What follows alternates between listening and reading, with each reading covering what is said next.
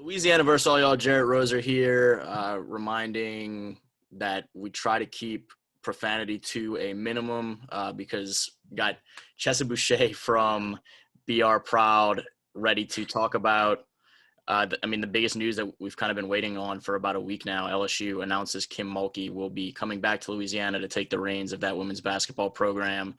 And Chessa, you've been on this channel before, and we've talked about your background and growing up loving the Texters, and playing college basketball and all those things. And now you get a chance to cover the LSU athletics programs, and someone that you have a lot of admiration for is coming to take the helm of one of them. Go ahead. Jarrett, this is the day that I have always been waiting for. And I've got to be honest, my mom called it. My mom's been saying this for years, like, Kim Mulkey's going to come coach at LSU. I was like, I don't know. She's built a dynasty there at Baylor. Why would she ever leave Waco? And then when Nikki Fargas stepped down, like, the rumblings started. And for me, growing up a Kim Mulkey fan, I wanted to be her. I wore pigtails like her, like, tried to emulate her on the court. I couldn't get excited. And then when the news broke today, I literally got yelled at by my producer because they could hear me in the studio in my office screaming and yelling because I was so excited. Just a huge hire for LSU. I mean, there's nobody better that fits what this program has meant to South Louisiana and what they can bring to the table than Kim Mulkey. You're going to have someone who is extremely successful. She recruits. She knows how to coach. She knows how to motivate. She knows how to do it all. And I think it speaks volumes that Kim Mulkey is the only player in men's and women's basketball history to win a national championship as a player, as an assistant coach, and a head coach. Like, nobody else has done that. And she's done that, and she is coming here to Baton Rouge.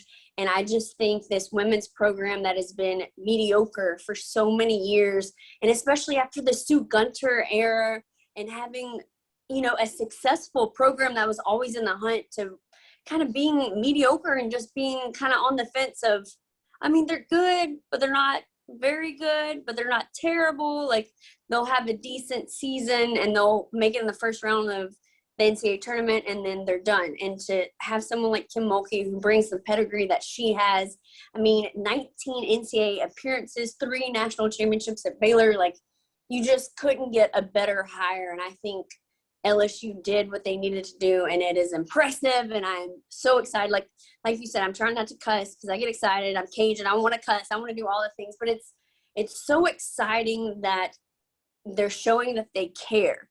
Sometimes in women's athletics, bigger universities don't put that much into women's athletics, and to show that they're willing to pay for someone like Kim Mulkey with that type of pedigree to come here to Baton Rouge just shows that Scott Woodward really does care about this athletic program. And it's just exciting. I cannot wait for tomorrow at 5. 1, to see what Kim is wearing. 2, what she's going to say. And 3, to see the roster that she's going to bring in and be competitive. It's just exciting because she still plays that brand of basketball that is in your face, run and gun, defense wins championships. Like, it's just so exciting. Like, I'm not going to be able to sleep tonight. It really is. It feels like Christmas Eve, and tomorrow is Christmas, and Mulkey's going to have the crown, and she's, like, going to do it all. So I'm excited. So, yeah. This is incredible. I don't even know where to go from there because you hit on so many parts of all this. I'd mentioned whatever day it was, Wednesday or Thursday, that this is probably the most excited I'd been about women's basketball in a long time. And I put on Twitter, I think Thursday night, that this is, even when it was just speculation, this was the most buzz around that program since kind of ... And a lot of people said back to Simone Augustus and company, which she finished up at 6. They went to 5 straight Final Fours, wrapping up with Van Chancellor's first year when they won 30 games in 08. And to your point, they've been successful-ish for years, but never enough. Right. Never to the standard that I think people expect of a program that was a 5 straight Final Four team and did those sort of things. And so it really feels like it is kind of a watershed turning point type moment. And you bring a coach who has had success everywhere. She won almost 96% of her games as a player in Ruston, and then they went on and won, I think, 86% during her tenure as an assistant. They won about that many in Baylor for her 2 decades there, and went from, I looked it up, they had lost fewer than 11 games once in like 22 seasons, and then came in and lost 11 games once in her 2 decades there, and only missed the NCAA tournament that 1 year. So she's certainly capable of building some things too. She is absolutely incredible. Just not just as a coach, but as a person too. Like, she is, what you see is what you get. You don't ever know kind of what's going to come out of her mouth, which is kind of like how I am. So I appreciate that. The realness, the rawness, and it's kind of crazy to see her on this other side of her being an older coach and experience, but now she's a grandma. And so a lot of things that maybe before she might not have cared about, a lot is sentimental. And I think that's kind of the whole reason of why she's even coming back to Louisiana to begin with, because let's be honest, she got burned at Louisiana Tech. When Leon Barmore retired, who I wanted to play for Coach Barmore, that was like my lifelong dream. When he retired and they wouldn't offer her a 5-year contract, Louisiana Tech, they only said, no, we'll give you 4. Well, you know, she's going in behind Leon Barmore, who was a winning coach there, built a dynasty. You got to give her time to rebuild and to reload, and they weren't willing to give her 5 years. So that's why she left and went to Waco to go to Baylor. And what she did at Baylor has been phenomenal. And I think the state of Louisiana is such a powerhouse when it comes to sports in general, much less women's basketball, to not be able to recruit and to get those players to come and play for LSU. It's going to be a shoo-in for her because she loves it here. She is Louisiana through and through. And I just think that LSU really has set the bar high with bringing her in and what she's going to be able to do. And you mentioned the significance of it being that sort of an investment in a women's program over there on campus, that a lot of times those can get overlooked. And I mean, I've seen numbers kind of bounce around, and I haven't had anything confirmed in a way that I feel comfortable saying an exact number, but it is certainly an investment in bringing her to Baton Rouge.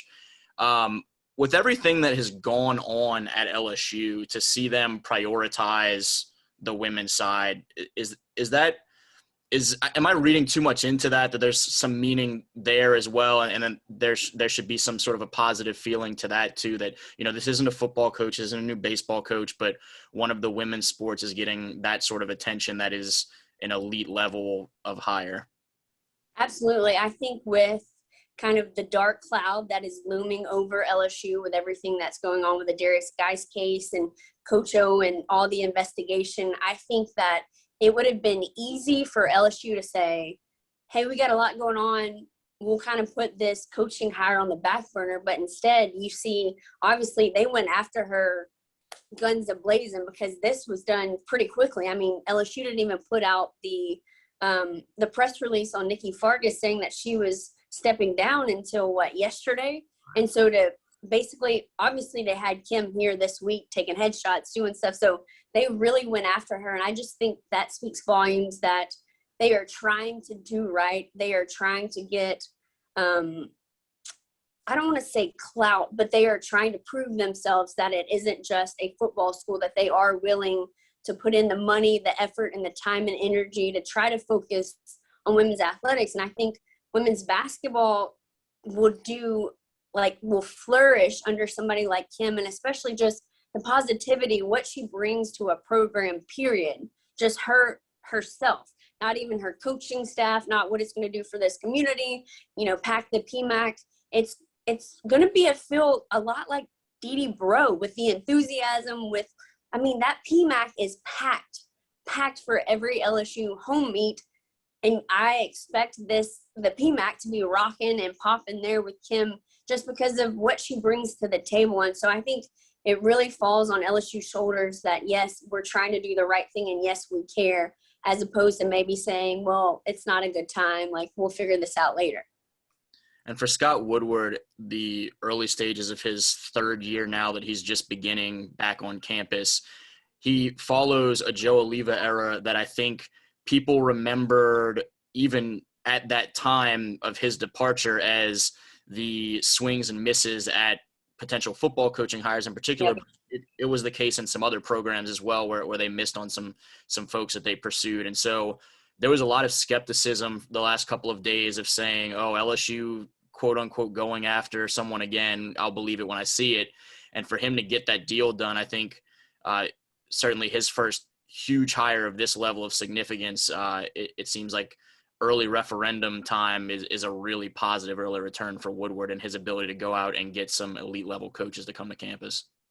Absolutely, which is ironic because when I was working in College Station, he just came in as the SID or as the athletics director there. So, and he brought in Jimbo and trying to do all that. So I think he has definitely shown that he is good at his job. He is willing to go and do and get the extra whatever they need for whatever university he's working for. So it's really cool to see that, one, he cares, that he's doing a great job, but even more so, I have a feeling it took a little bit to get Kim here. Like, I don't think it was an easy sell. I think that she probably had some, was kind of worried about, the state of the program, everything. I mean, because it'd be easy for Kim just to stay at Baylor and to ride that dynasty till it comes to an end. And now she's essentially going to start all over. And at her age and what she's done, I mean, that's risky. And I applaud her for being brave and being like, you know what, I'm going to go do this. And the way she is, she's going to hit it head on. She's probably already out recruiting tonight because that's how she is. So I think that Scott Woodward really showed who he is and what he is about. And that's promising, especially moving forward with a hire like Kim. There's plenty to be hesitant about coming to LSU right now. There are recruits and their families right now that have a lot of tough questions for coaches and university officials. And so for someone as established as her in her field and the ability to ultimately she could stay happily where she is in Waco or pick her destination anywhere on the planet, it says quite a bit for her to come this way for sure. Yeah, I'm excited. I can't wait to see what she does here. I just, knowing who she is, since I've known her since I was 8 years old, and what she represents, she is just so real and in your face, and the passion and the enthusiasm, it's just electric. And it's hard. I mean, I played basketball my entire life, and all I ever wanted to do was play ball like Kim Mulkey, play for Kim Mulkey.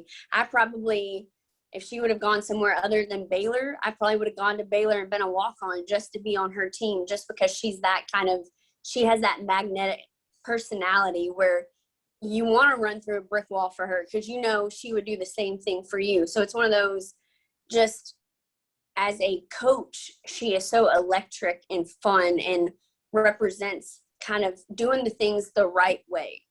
A lot of these coaches these days, they're in a whole lot of play by the books. There's a lot of stuff that goes on that nobody wants to talk about. And so to see Kim and her be so successful, and she's not going to do a ton of shady, crazy stuff because she's not going to lie about it. She's going to be real and she's going to be honest, and what you see is what you get. And she's just been so successful that it's exciting to know that this program is now in good hands.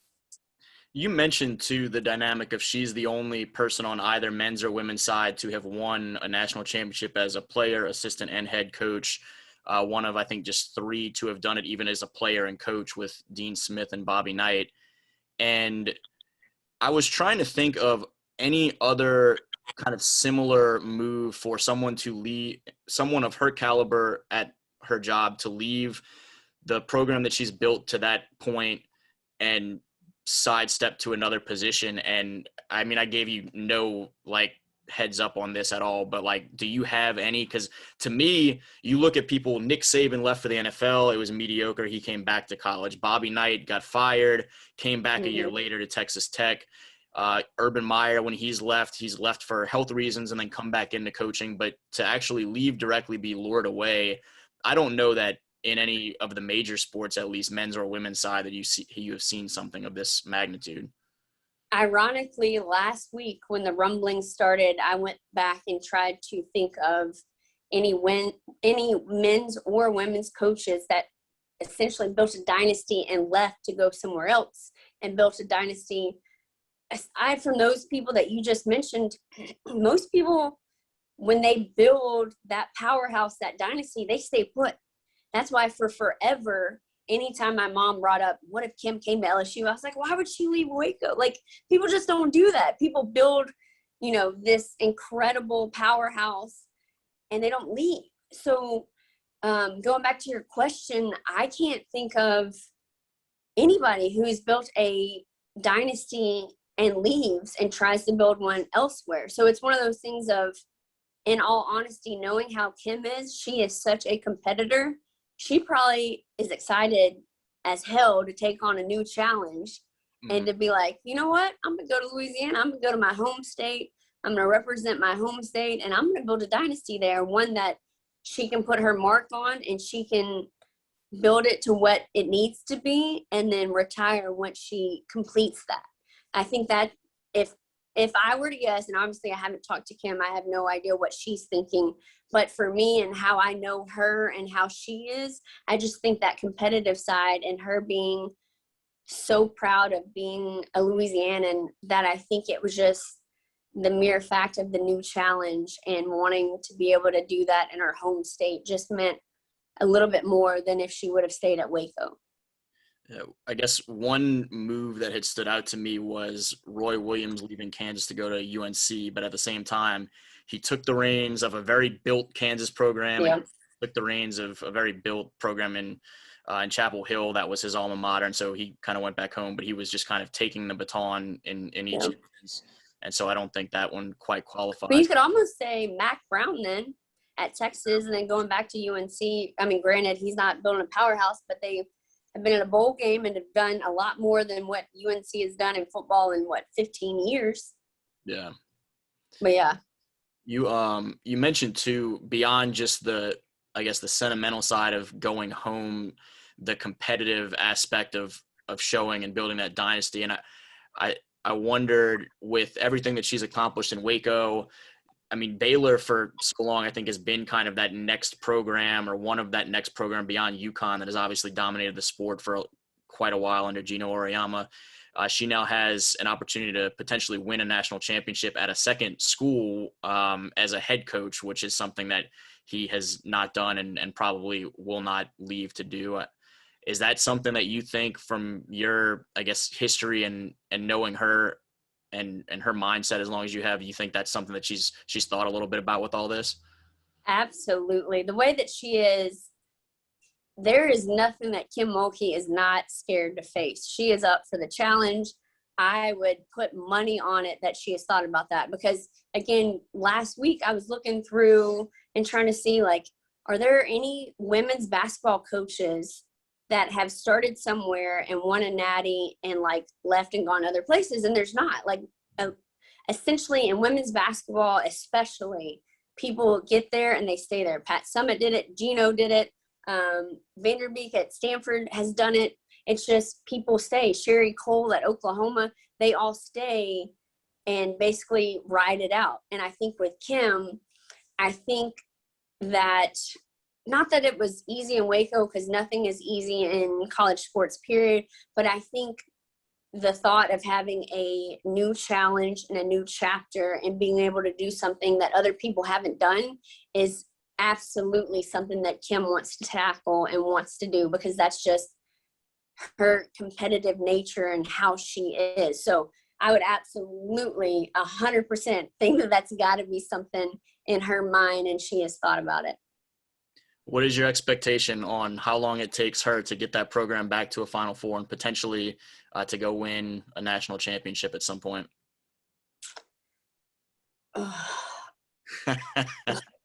It's so hard. Like, my inner Kim Mulkey fanness wants to be like, 2 or 3 years, because that's just how I am, and that's how she is. To see what the roster was last year and the talent that they lacked makes me want to say like 5 years, but that seems like such a long time, especially with Kim running it. I think that the minute she gets into this program, she is going to find a big, because every every championship run that she has had a big girl that she can rely on to throw it so that they can play inside out. They run the floor, play defense. So for me, I'm going to say 4 years to be safe. That's going to be my safe bet, because 4 years, you'll have 3 years, you'll have your full recruiting, cycle in. So I'm going to say 4 years. You feel confident that they will win a national championship with Kim Mulkey at the helm? Yeah. Oh, absolutely. Like, I would put money on it, and I don't bet. I'm not a better. I'm going to go buy something and put it in my closet before I bet money, but I would put my money on Kim Mulkey. If her drive and her determination is just unmatched, and everything that she does it 110%, and she is successful, and there's a reason for it. And I just think that the sky is the limit here in Baton Rouge, and especially with a program that is now going to be behind her 110%.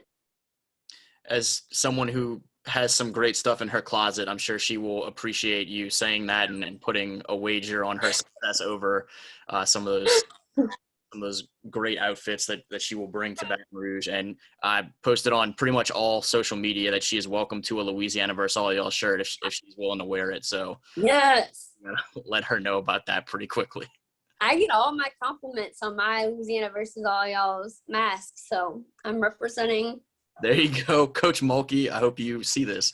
Chessa, appreciate you. I knew it'd be something that you'd be extremely excited to talk about as quickly as possible. Yes, absolutely. And I gotta be honest, like I told you, I had heard since Friday that she was coming, and I buried it because I was like, if she doesn't come, I'm gonna be so disappointed. And when it broke today at 5, right before I went on the air, I was screaming and hollering, because it's just so exciting that not only what she brings to this program, but this community loves people and idolizes their coaches, and she is one to idolize. She literally, and I hate to compare her to Dee Bro, but Dee Bro, everybody loves Dee Bro. Dee Bro is amazing. She is a legend. Kim Mulkey is a legend, and she's going to make or leave her own mark here in Louisiana. And it's just cool, especially because she's from here. She knows it. It means so much more. So it's just so cool to see her take over this program that can get to the top with someone like her. Very exciting for sure. Again, she's Chessa Bouche from Baton Rouge Proud, BR Proud, and for Louisiana versus all y'all, Jarrett Roser. Welcome Kim Mulkey back to Louisiana. Yeah.